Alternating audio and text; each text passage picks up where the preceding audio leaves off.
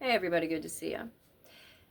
So, I feel impressed to talk about our collective existential crisis that we are all having right now and what it means, what some of the underpinnings are, the transits, a bit of the history, why we're here, and where it is leading us. I typically do not talk about politics or wade into that because I don't like the kind of attention that that brings. And I do have opinions. So I'm not, objective about my interpretations about stuff like that. So keep that in mind. Usually I like to leave this to other people that are happy to get the kind of comments that, you know, these kinds of videos bring, but I can't not listen. And I've been not listening to what I feel prompted to do for 3 days, and that's a sin. So here we go. All right, so we have got a lot going on in terms of the shedding of old systems, the breakdown of worldwide institutions. That's the meaning of Saturn and Neptune going through Aries, and that's something that's coupled with the eruption of social progress that we saw in the mid 60s with the Uranus Pluto conjunction. Cycles don't happen in isolation, they happen within cycles. And we have this very large cycle, the Neptune Pluto cycle itself, intertwined with the Uranus Saturn cycle, and there's a lot going on there. So, first, in the mid 60s, we had the Uranus Pluto conjunction. This led to a lot of progress in terms of fairness, equality, eruptions of new ideas that had us looking at our collective agreements, our goals, what we wanted to be, our aspirations, and our plutonic resentments, the underpinnings, the things that we have in our collective closet, the skeletons that we hide from ourselves and others so that we can have particular divisions or classes, keep our personal, plutonic resentments and stories going and recycling, right? It's our collective crap, Pluto. And so there was this eruption in the 60s that had us inventing ourselves in ways that we had never seen before. And it was very disruptive to the powers that be, and has continued to be so. Because there's always that plutonic underpinning that wants to reach up and bring us back to where we've always been. Pluto is an interesting thing in that when we continue to push forward because we want to be unburdened, we want to go through that process of cleansing and clearing, we have to continue to put our willpower towards that. That's always going to be a requirement when it comes to getting to the good side of Pluto. Every planet has two potentials, every sign has two sides. And so we have been pushing forward towards the alchemizing, cleansing of that collective sewer that every society Every culture has. So now we come to the square, which came in through 2012 through 2015. This is the past meets future moment, where we look at what we want to become. Again, we look towards the opposition and we look back at the conjunction. Conjunction occurred in the mid-60s. Then we come to the square around 2012, 2015. And we have this eruption of tension when it comes to what was began in the 60s. A lot of voices that want to take us back to the 50s, because that's pre-disruption. That's where we look back, and there's a big segment of the population that sees that as the glory days, the golden years. Men were men, women were women. There's very clear definitions in class and structure, and the haves and the have-nots. And it's also interesting, it's pre-billionaire. And that would be one of the reasons why that period in history was glorified, is glorified.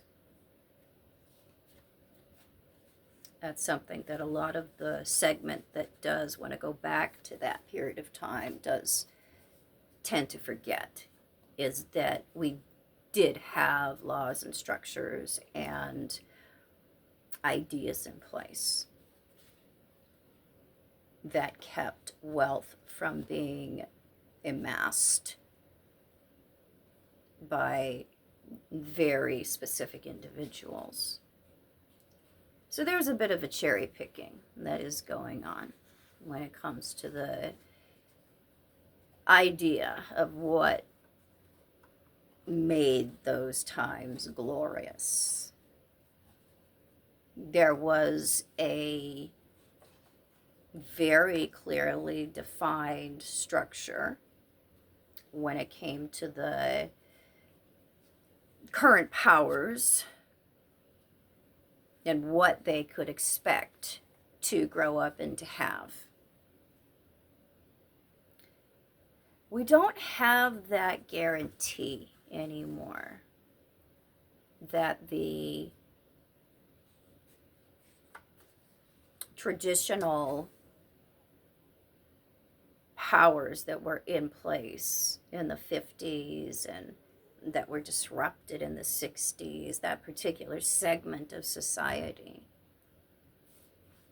does no longer have that guarantee of having that dream of, being the leader, the patriarch, the masculine figure. There's no more guarantee of that being the ticket to paradise or to the golden years anymore.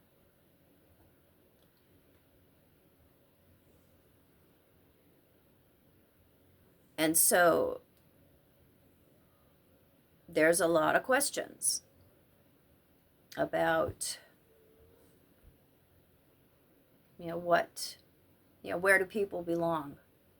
Particularly the people, the class, the race that was in place in the 50s and into the 60s, before we had that disruption that had all the power. There's a lot of questions about where they belong. What is their role? How do they define themselves? What is masculinity? What is leadership? What is it to be of this gender or that gender, of this role or of this race? There's a lot that is up in the air because we don't have those clear, unified, institutionalized definitions that we had pre Jack in the Box that needed to come out. Progress in the 60s.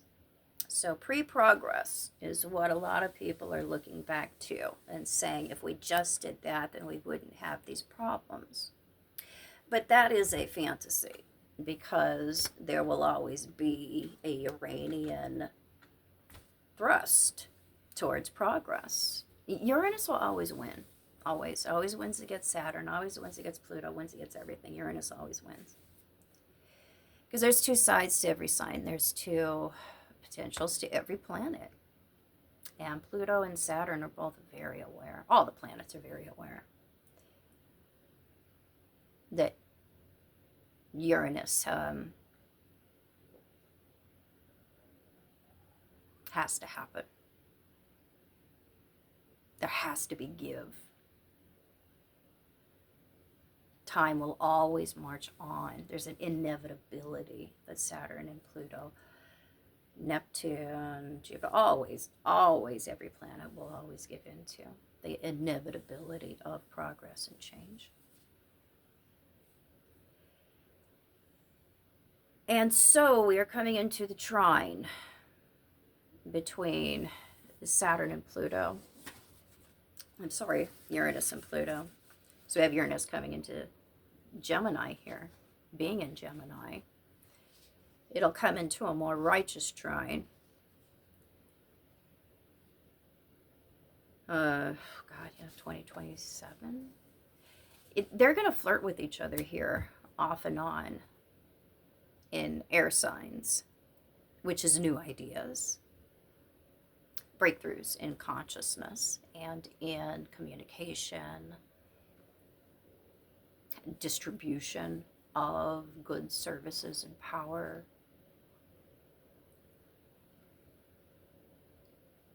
So it's an interesting time in history where we have people finding their place in what feels like a deck of cards that has just been thrust up into the air.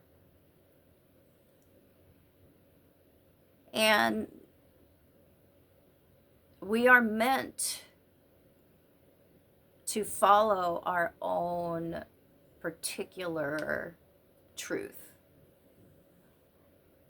You can't do that if you're not connected to your feelings.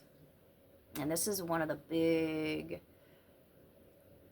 hoodwinks that's going on right now. That we're starting to see through it, because we are coming into those trine years, seeing through the hoodwink of, let's bring us back to the past, but let's dress it up as the future. This is what many disenfranchised people and classes that were disrupted, that were put out of that place of automatically being at the front of the line.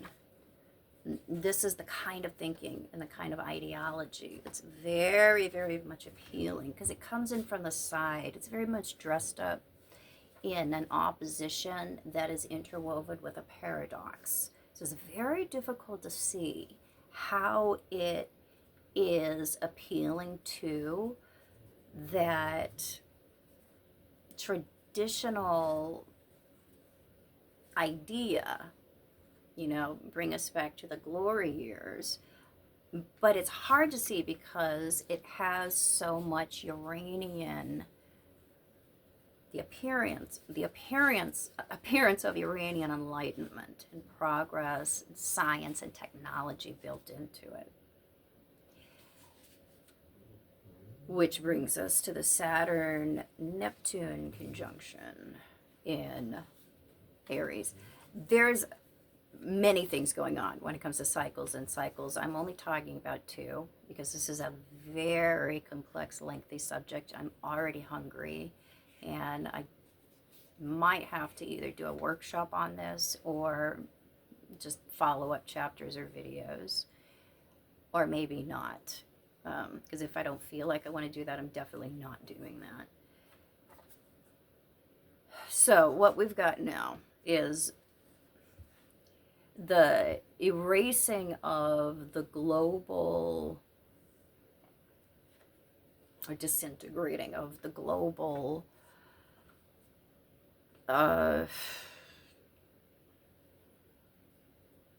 capitalist ideology.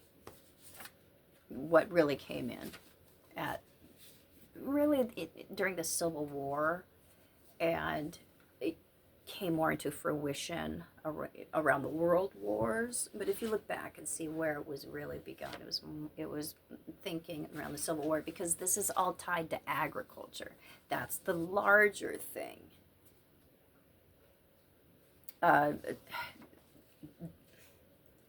We haven't seen Saturn and Neptune at this degree in Aries in a long, long time.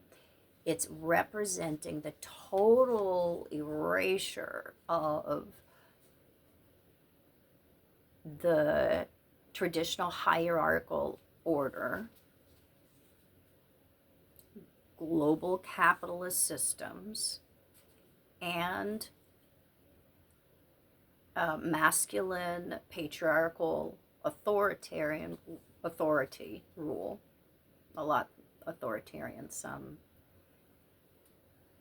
not as much, but we're going into more maternal leadership as we go into the age of Aquarius. And we're coming out of the longest term cycle, which was the birth of agriculture. And now we are going into the age of permaculture and maternal leadership. And you better believe that that old agricultural system is not going to go down without a fight. Because that is the longest term oppressive system that was perturbed in the mid-60s. And now with Saturn and Neptune and Aries, and at the same time having this inspiring trine developing between Uranus and Pluto, us being able to see better ways. At the same time, we have the fall of the old order. This is where we see the rise of something better, at the same time that we see the collapse of what has been the case. How you get your food, how you feed yourself as a culture, has so much to do with what you believe about yourselves. And there's shared cultural stories.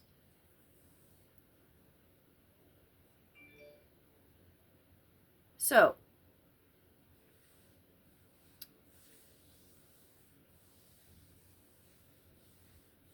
the idea that tech is going to save us is one of the ruses that the trine between Uranus and Pluto is going to point out. This is one of the paradoxical, hard to see tethers to the past that are very binding and taxing.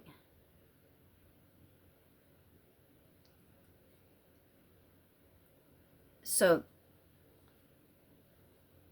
the idea that the traditional class, the traditional race that was disrupted in the 60s, and the idea that they are the victim, that they are the disenfranchised. And in some ways, yes, they are. They're a victim like everybody else, but not of who it is they think they're a victim of. They're a victim of who built the system and who broke the system. But there is a trend, because it is Uranus Pluto stuff, a trend of blaming women, minorities, external influences, the system, that they didn't have anything to do with. And in that space has come technology to soothe, to fill the void. So the idea of robots, robot spouse, robot wife, robots who will solve loneliness problems, robots who will make our bed. That is keying right into that idea of powerlessness, because there isn't anybody to dominate if we are more in an equal structure. That dream of I will be able to grow up and dominate something, and therefore be able to prove to myself how masculine or able or capable I am. That idea can be perpetrated onto a robot, and that will fill that void. It never says no. It's always available. It will be your beast of burden. It will do your work for you. It will be your therapist. It will fulfill the role that traditionally women have fulfilled.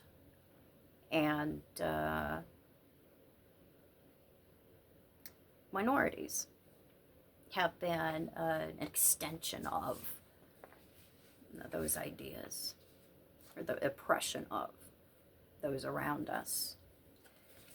Because that's the only way that you can create a situation where you are first, or where you are at the top in any kind of society where there's more than one type of person. So the idea that the world's going to end, this is also something that is very much tapped into anytime we have any kind of Saturn or Neptune or Pluto transits. There's myriad combinations that will bring up the idea of the end. A big one was the Uranus-Pluto square that happened around 2012. And that has led up now to this, or been building up until this trine, where we start to level off and see what we gain wisdom at a trine, because we're coming out of the clash between past and future. Now we're coming to a place where we're realizing that, yeah, we're probably not going to be killed by robots in 3 years, because this is not really AI. This is technology, there's machine learning that's been rebranded. And it has a definite ceiling, and we're not going to see it coming into the larger weaponry that we deal with for some time. Because technologies that are going to be really authentically of the age of Aquarius are not going to be owned and distributed by just a few people who have all the answers and are very carefully controlling culture and have all the resources. That doesn't fit with the truth of the age of Aquarius. It's a fake, dressed up idea of the age of Aquarius that's extremely commodified and very much sold to a certain part of the culture that has a lot of reasons to believe those end of the world theories. And there's a few of them right now. Robots will kill us. Super intelligence will kill us, which, by the way, does not make sense. Because it's super intelligent.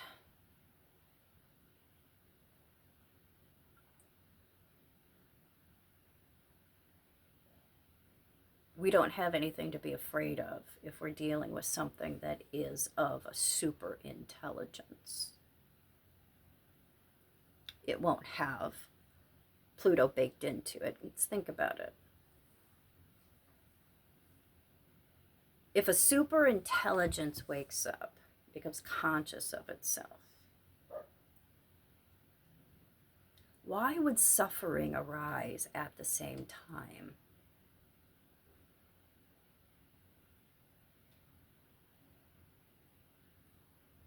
It didn't crawl out of anything and then have to develop over the course of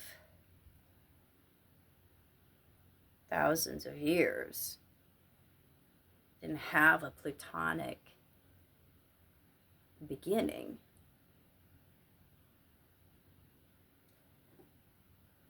So we don't have to worry that something that is legit conscious and that has developed real intelligence would be motivated by Plutonic motivations.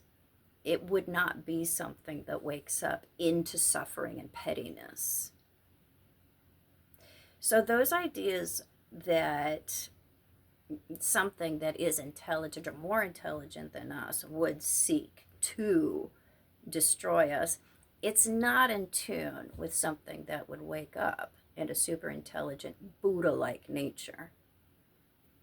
And so those end of the world stories, they're very, very lucrative.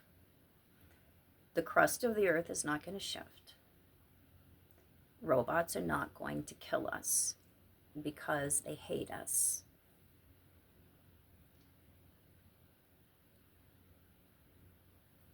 We do have to worry about technology falling into the wrong human hands. It's always a worry.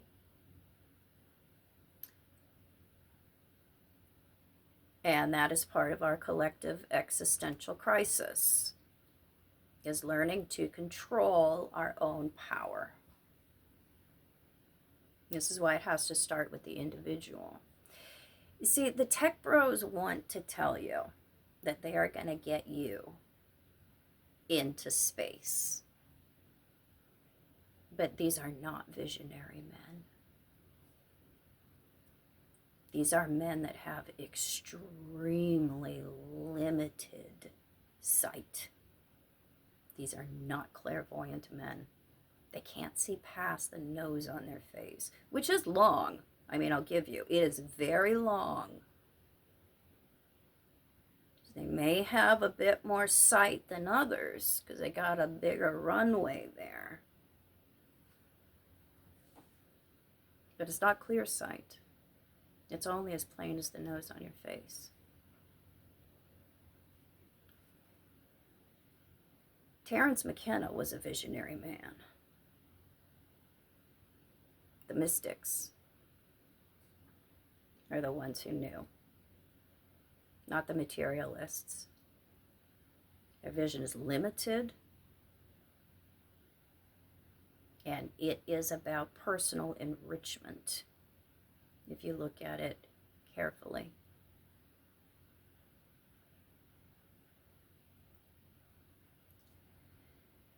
We're going into novelty theory. If you don't know what that is, look it up. There is a lot that is going to present itself that is very odd over the course of time. And going into the age of Aquarius is a part of going into the unknown that eventually will be the launching pad for humanity to experience interstellar space. We are going there, and we will have extraordinary intelligence coming online. But that won't be until the 2030s through the 2060s. And it will be something that is of the people. It is not of just a few that profess to know more than the rest of us because they are the super genius and they will give us their little breadcrumbs and get you addicted to their machines that don't actually bring you any closer to real evolution. Because the thing is we cannot get into we can't launch ourselves into interstellar space until we go through a collective cleansing, until we go through a collective existential crisis. We can't have an interstellar experience, and we are headed towards that. That is our potential. We will get there. And this is the isthmus, the birth canal that we're going through. And it's going to be a violent, violent awakening for many people.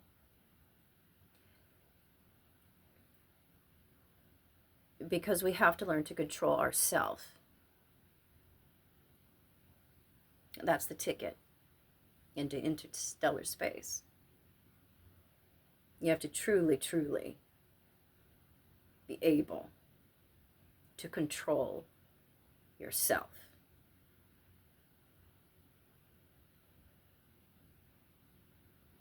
Because the kind of powers, the kind of inventions, the kind of technology that's going to be available to the common person going into that age of Aquarius will be awesome.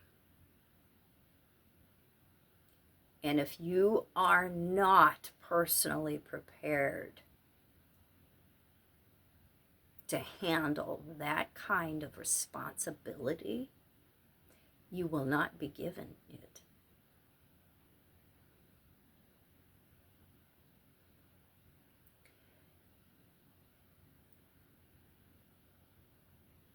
There is a split right now in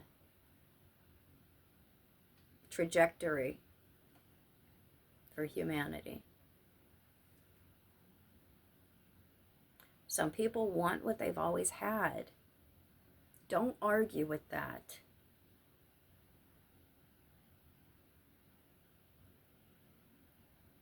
Don't force people to evolve. That causes them to push against you. It's best to be the example.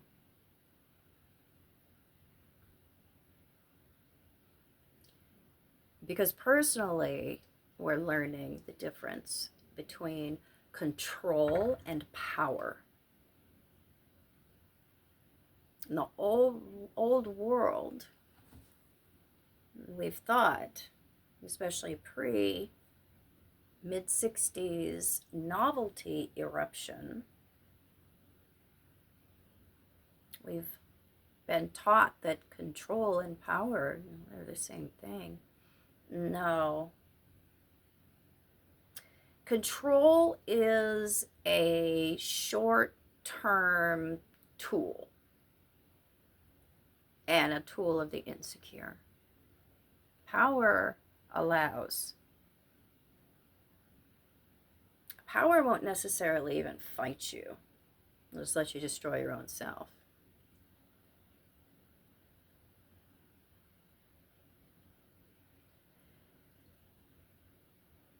And so you can't go into the age of Aquarius without understanding the difference between control and power. Because you're not going to be a person who is easily corrupted.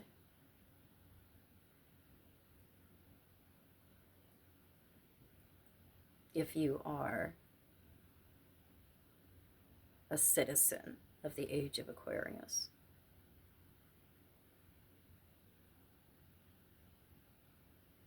It's a common view that we all share, but it is not forced. Because if you don't get it on your own, you just don't get it.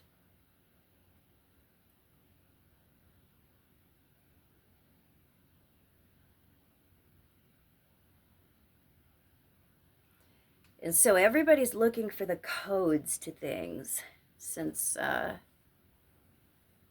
Uranus-Pluto square. We all want to find the code and everything, the hidden code, the combination, the secret, and all of it. There's all kinds of people that are giving you, those hints. They can't see the code that nobody else can see.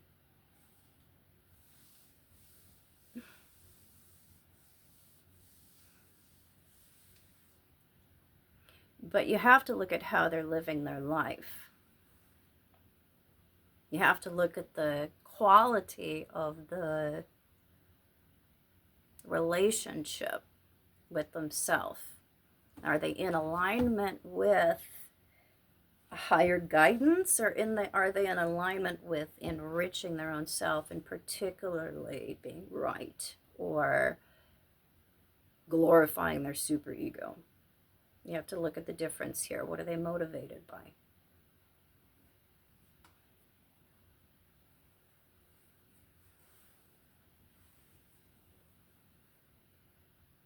Because the code that unlocks the door to the age of Aquarius is a code of conduct. That's the only thing that will get you in. And so it can't be faked. Unless you're faking being a good and moral, self-aware person your entire life.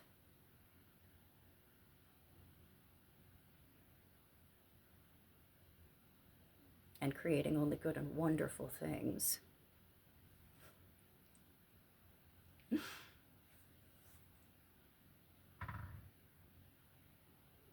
The key that opens the door is a code of conduct. And that's why those of old ways, paradigms, religions,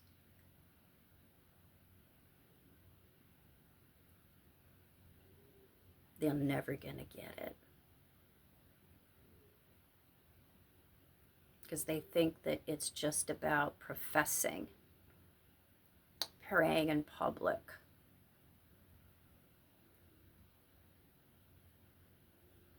showing up at church while you cheat behind the scenes, or find ways to not pay your taxes because you're smart.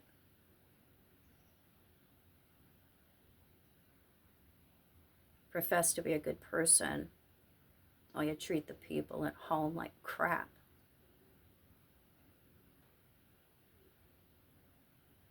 Run for office because you know everything, you know how to fix stuff, but your children don't want to talk to you because they know who you really are.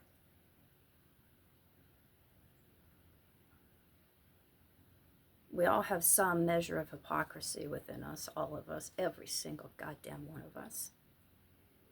And if you think you don't have any, you probably have more than other people. We've all got some. And so we have to get really honest about who we really are. if we're going to be able to live in a world-connected society where we can trust each other. Because that's the highest degree of happiness in the age of Aquarius, is shared trust, ownership in our future instead of shifting blame.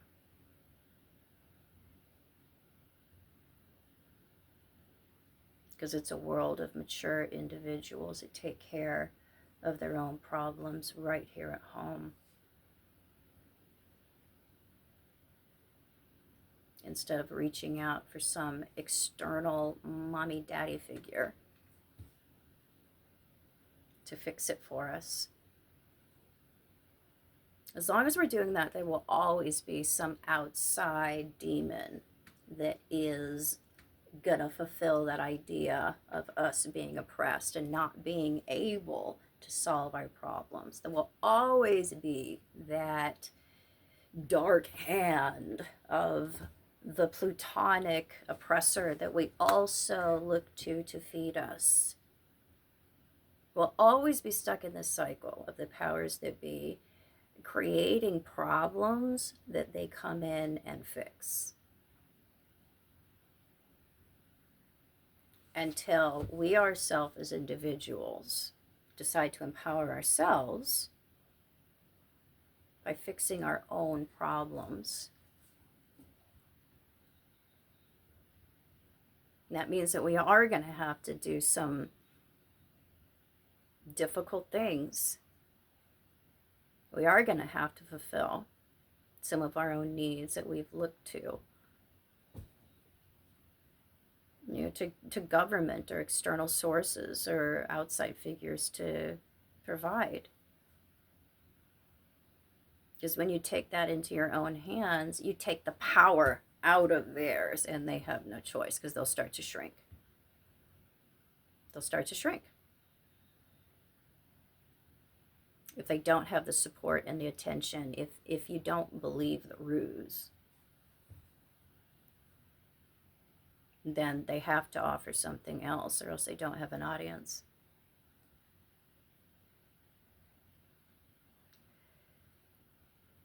So we are coming into a big technology bubble.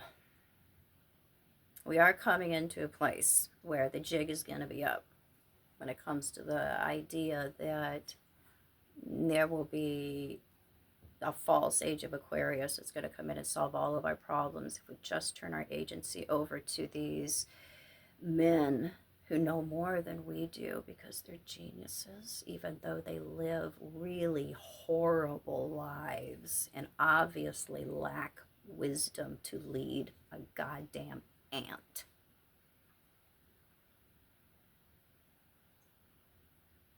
These men lack wisdom.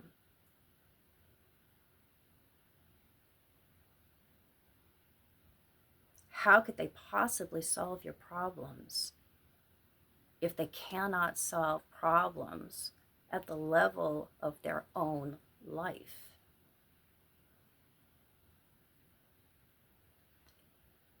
Nobody can see or perceive more than they can understand within their own self. That's the limit at which you can understand other people, is the capacity. It's commensurate to the capacity to understand and know yourself.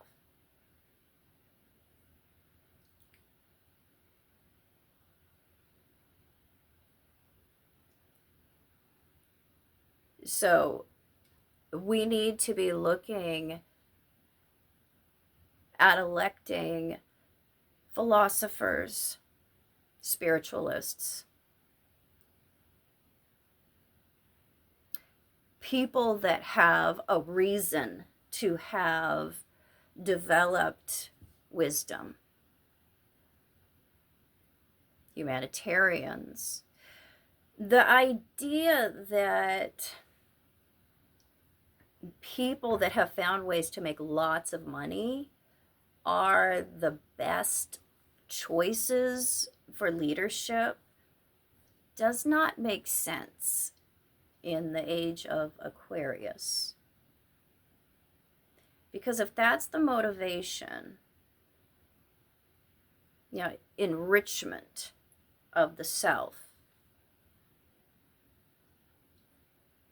is that good for everybody? That type of personality? It appeals to the individual, but we'll come to see that it's very hard to be a happy individual if you live among a society that is unhappy.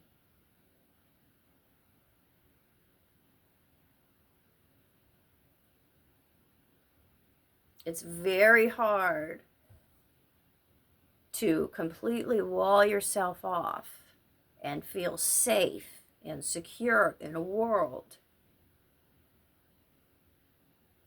where there isn't equal distribution or reasonable distribution. We'll never have complete equal distribution. That's a fantasy. A reasonable distribution and sharing of resources. So we will develop new ideas here about how to govern ourselves. Things we haven't thought of. Things we haven't tried. Experimental.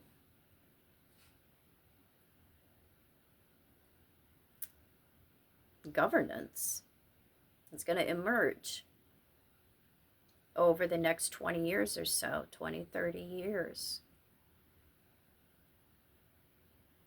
Because we realized that, all right, if none of this has worked, maybe this will.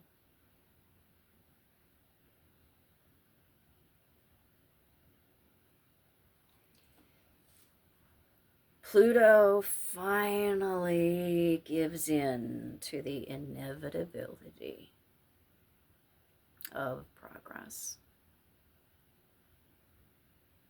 And we will find it does work. Because it's leading us to the opposition, which is a different video.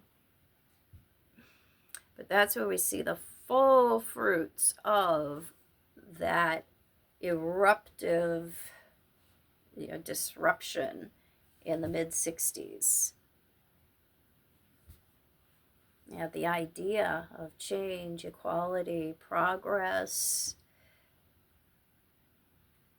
The chickens really come home to roost with the opposition. They're trying to get into the coop right now, and we're kind of fighting over who that belongs to. But when the opposition gets here,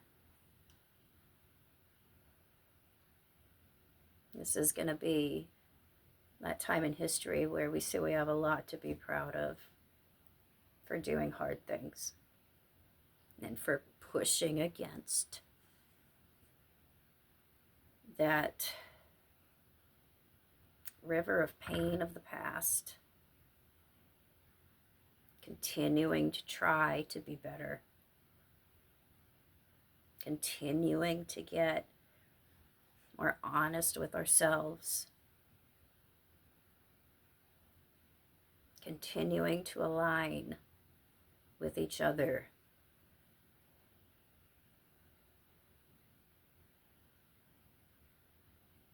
continuing to learn from each other, building on the good things.